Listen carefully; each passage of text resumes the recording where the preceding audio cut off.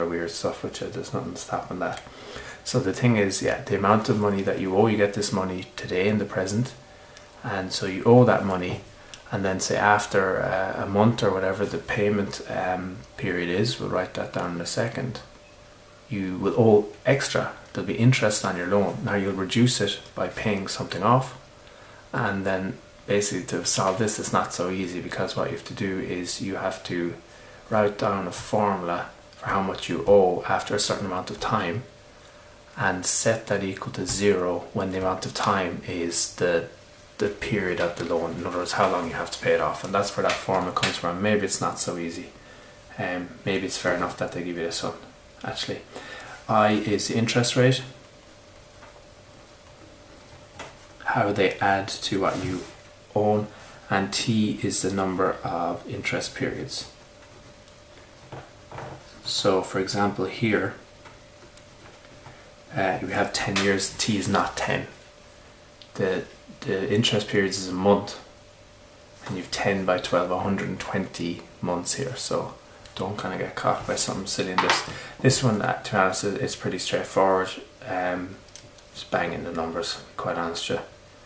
Like the thing to understand is you probably, well, definitely have to pay, like if you pay 8,000 a year, sure, why would they give you the money? There's no point. You're going to be paying more than 8,000 a year.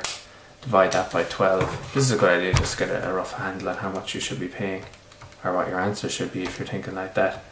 So 666, that's the bank for you. I suppose what you should be expecting to pay more than that. It's probably hard to put a figure down. Again, I wouldn't actually expect this. I would expect more, that you would get something like, now actually we know the APR of this, so we may as well write it down. Actually I better be careful when I say that.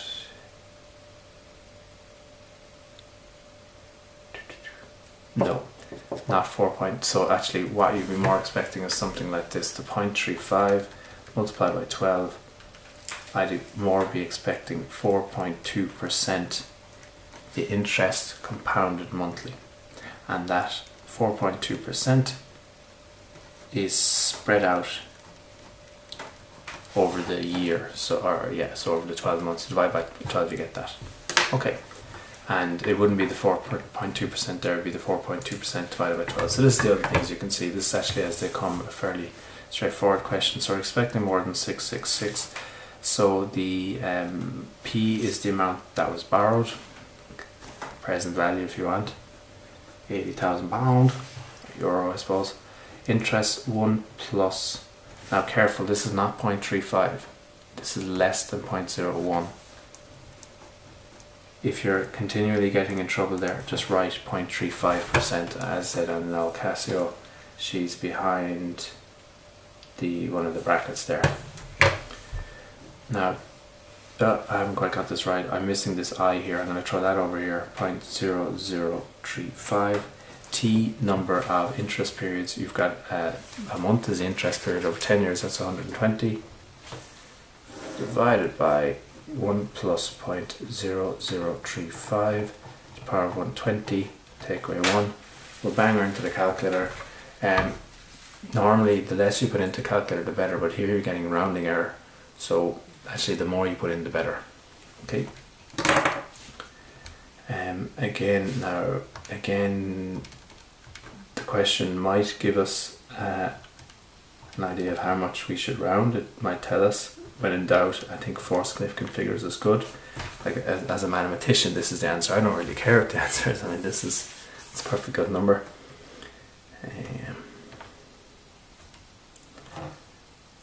0.0035 power 120 minus 1. So it's coming out, yeah, a fair bit more than the, I'm going to throw in the euro as well, 817. Sure, you may as well go to the closest cent. So yeah, a fair bit more, but of course, well, if you have a think about how the bank makes its money, well, certainly this is one way it makes its money. Okay. So that's that one, that's not too bad, and none of this should be too bad. Things are going to get a bit worse here. Yeah. Okay, so one more sheet, and it's savings. Now, as opposed to than the last one where we're talking about present value, this is more kind of future value. And this formula is easier to come up with. So what you're talking about, the future value of A invested, it'll be every a certain interest period, each interest period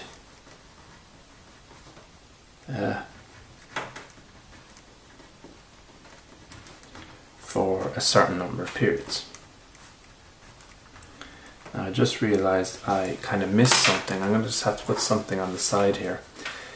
If you are adding what's called a geometric series, and maybe we'll fit her in over here. Hopefully I can remember the formula. So if you a starting number, it can be the first term, or I don't know what it's called to be honest with you, and then add that by something. So you get from one term to the next by multiplying by r, and get to the next one by multiplying by r again, and the next one by multiplying by r again. And if you do that such that there's n terms, now notice the second one is power of 1, the third one power 2, fourth one's power 3, the nth one will be to the power of n minus 1. You can add this up using various different ways. This, by the way, is in the tables. Now I want to get my right formula. I think I want to run with r to the n minus 1 over r minus 1. Hopefully that's on the money. Right.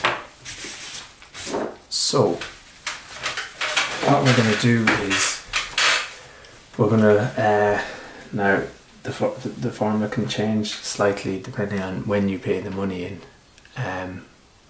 Whether you pay in at the start of the month or at the end of the month, you get slightly different answers. And actually you shouldn't really learn off the formula because they could do it slightly different ways. I reckon if I'm saving, I'm banging money in at the start of the month. This doesn't have to be month, but we're going to kind of think of it that way. So I is going to be the interest. That'll kind of be obvious enough. And let's say at the very start of the month, how much do you have in there? A is how much I have. That's how much I've saved. Now, after 1 month, they're going to give me interest on whatever, 30 quid or whatever I threw in. So I get interest by multiplying by 1 plus I. And sure, then I bang in another bit of money. Now, the formulas, it really depends whether you put the money in at the start or the end of the month. Now, I'm going to be putting in the money, yeah, at the start, whether we go the full hog or whatever. It depends on the question. Like, we'll have a question at this one now. We'll see how this one goes. Again, I haven't read the question perfectly, so arguably should open up the laptop again, but it's not quite suitable here on this. Okay, so after this month, this is how much I have. Now, after 2 months, well, what do we have? Well, I get interest on this, so all of this gets multiplied by 1 plus I.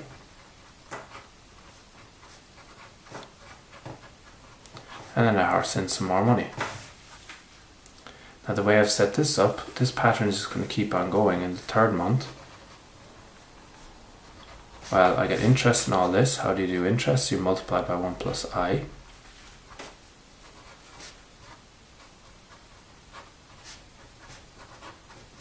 And then you horse in some more money. And looking at the formula, the trees are matching. After n months, I have A times 1 plus I to the n, all the way down, all these powers, 3, 2, 1, 0, n minus 1, so on and so forth, down to 1 plus I plus A. Now, reading this kind of going this way, this is what's called it's called a geometric series. You have a starting term of A and a common ratio. How you get from one thing to the next is you multiply by 1 plus I. Now, the thing we're looking out for here, the thing that's a little bit dodgy, is the end of the month, start of the month business, because here there's actually n plus 1 terms, because I've got from the power of 1 up to n, that's n terms, and then n plus 1. So this is actually going to be n plus 1. which isn't ideal. If I put the money in at the end of the month, things will be different, but you're going to have to come up with this anyway, so you're going to want to be comfortable with that. So this yoke, I can basically use this formula here. So the starting amount is A, and then R to the power, as I said, n plus 1.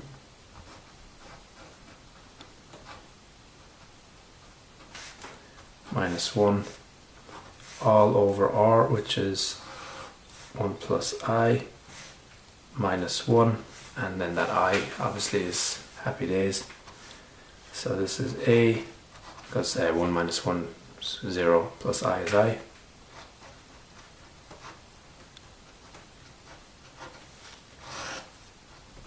There we go, and this is what's called the future amount. Yeah, and there's formulas kind of for A where we kind of set up a little bit differently. Well, you can kind of mess around with inflation and stuff, but we're just kind of won't worry too much about that. I'm thinking of, when I say future, really I'm more interested in the fact that it's savings that money I will get in the future. Okay. Now this question, I think what I'm going to do is I'm going to assume that they save at end of month. So lodge or invest is the word they use.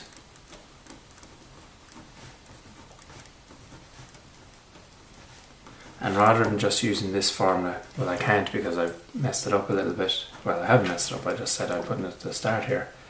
Find out how much you have to save to reach the £15,000.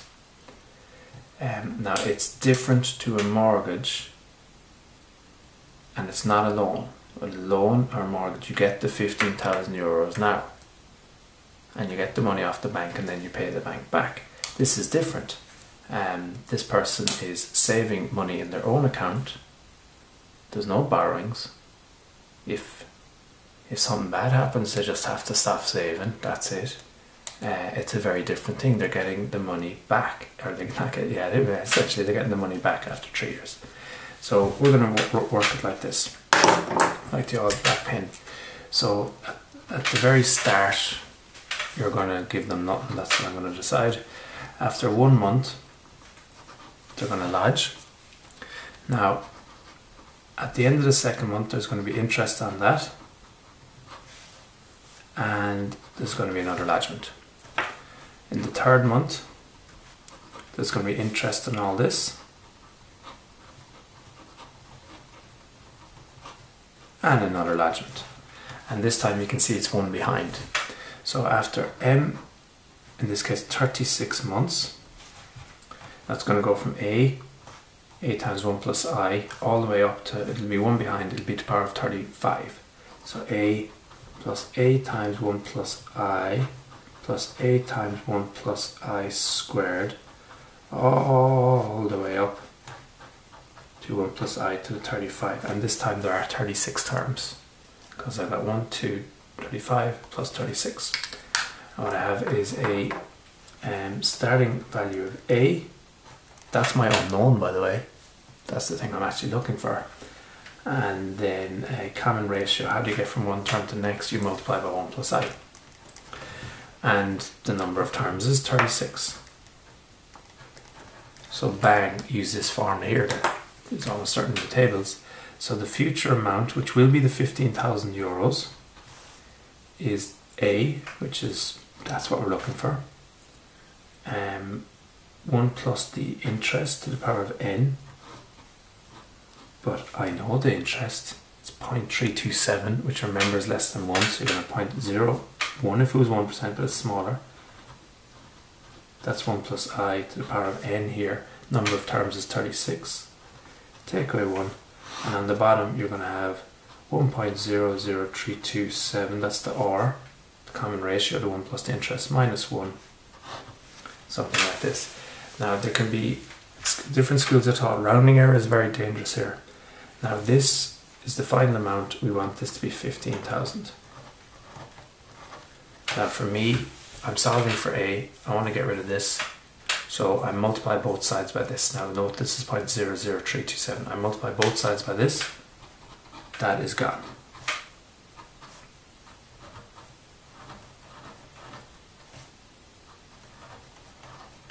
And just before we get our answer, we better make sure that it makes sense.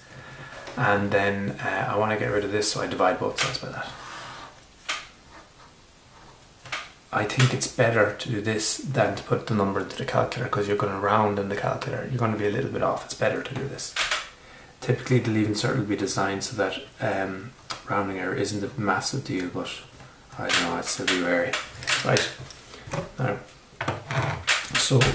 she's getting interest on her interest. So for example, if you divided the 15,000 divided by 36, you're talking 416 euros. She won't have to save that much because she's getting interest on what she's already invested. So we're expecting certainly less than 415. It can be hard to say. I won't judge it. We'll have a batch. We'll just bang it into the calculator. 15,000 euros by 0.00327 divided by 1.00327 to the power of 36 minus 1. Definitely less than 415. If we're getting less than that, we know we've gone wrong. 393. We'll go for the doing all squiggly to say it's an approximation. 393 and 30 cents. And say if I multiply that by 36, that doesn't quite reach, it's 14,158. It doesn't quite reach 15,000, but the interest on the interest does it. Okay, very, very quick recap. So for interest, to apply interest, you multiply by 1 plus I. That's basically it. And indeed, increasing any quantity by a percentage, you multiply by 1 plus I. If you're decreasing, you can talk about 1 minus I. No problem really. APR, what we're saying is, so you can have, say, in this question, which I think is a little bit unrealistic, but anyway, 0.35% per month is the same as how much in a year? Well, just apply that interest 12 times, you're getting 4.282, which is bigger than that by 12. And another one is when, say, the monthly rate is the unknown thing. So applying that interest, the monthly interest 12 times is the same as multiplying by 1 plus 4.5%. Little algebra problem to solve. I think the thing, as I said, that's more realistic. That's a little bit difficult with financial maths and leaving cert at the moment, because even last year there was actually no financial maths question, so it's difficult to figure out how much time to invest in this, excuse the pun. So I think what's more normal is something like 15% compounded monthly. So what this was, for example, was 1 plus 15%. That 15% is divided up into 12 and then applied 12 times, and it's a little bit more than 15%. That's the compound interest. The next thing was the mortgage amortization. I think they could in theory ask you to derive this formula, but they'll have to set it up for you. It's not actually that easy. If you Google I think JP Maths amortization, you can see the derivation, but it's not that easy. I think if they wanted you to derive that, they would basically set you up. You'll still have to know what a geometric series is to do it. Well, let's explain that one. The question isn't actually that bad. Now this is the thing that's more important for us, the savings. And you need to be able to construct this kind of a sequence, and it's a sequence of series, so eventually you end up with this yoke. That's a series, things are added together, and it's going to be a geometric series. And you can, this formula is in the tables, and you can basically add these yokes up. So this one, we knew how much we ended up with. Of course, you can go the other way. I mean, they could give you the amount that you're saving, and you have to figure out how much you end up with. And that's actually a slightly easier question, because you know all of these numbers, and the starting term you'll know, and you'll know the interest as well. Yeah, so that's just the little bits and pieces. Yeah.